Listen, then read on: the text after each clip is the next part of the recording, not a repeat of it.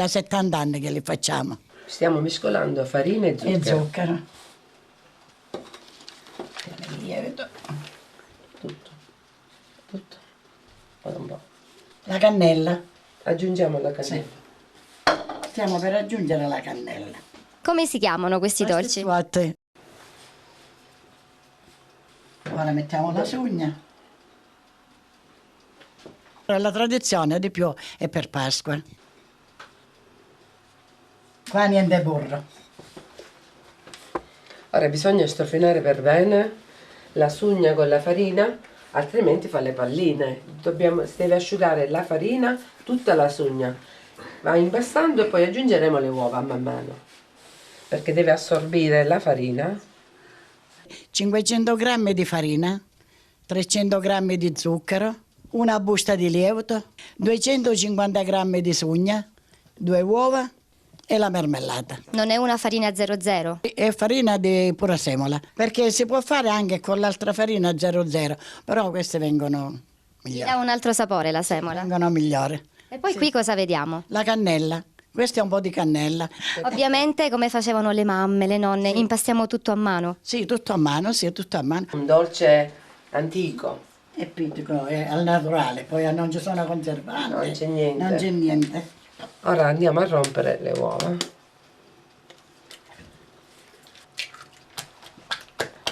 Nell'occasione, se c'è bisogno un po' di acqua, Un goccino proprio di acqua. tanto per ammorbidire, ma non tanta, altrimenti viene molliccia. Ora la lasciamo un pochettino riposare. Poco poco. Morbida, guarda, te ne accorgi un pochettino quando si va a cliccare un pochino. Già è pronto l'impasto. Ora la mettiamo un po' a addormentare, diciamo a riposare. Ora lei va a stirare la pasta. Deve essere 1 centimetro così, non di più. Allora, che significa riposare? Riposare significa che la sugna diventa un po' più dura. Tenendo più dura la sugna, la pasta si riduce e diventa un po' più duretta. Vado a fare invece le forme. Vengono fatte dei quadratini.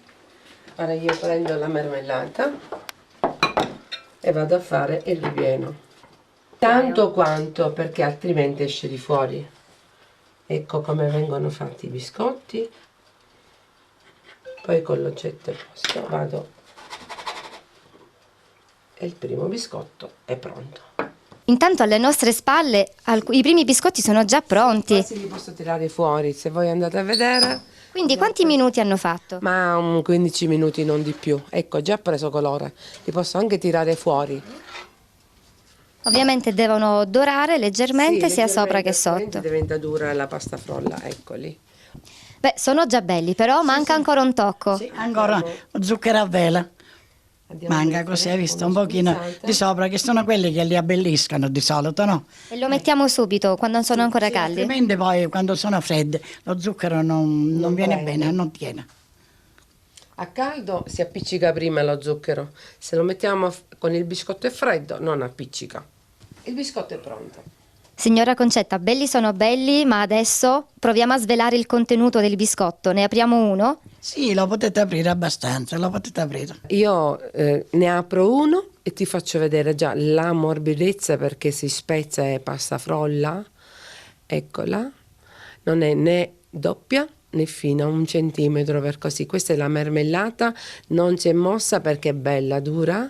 Ecco perché è buona fare con la marmellata fatta in casa, che il biscotto non si smuove per niente. Ecco. Rimane perfetto nella forma e nel suo ripieno. Sì. E non lo so, volete... Sì, io approfitto subito per assaggiare, signora Concetta, perché abbiamo aspettato tanto. Ecco, assaggio proprio questo. Non vedo l'ora perché è profumatissimo. Anche il profumo. Diamo un saluto e un invito a tutti coloro che ci stanno guardando. Saluti a tutti. Salutiamo a tutti. A presto grazie, da Chiaramonte. Troppo gentile, grazie.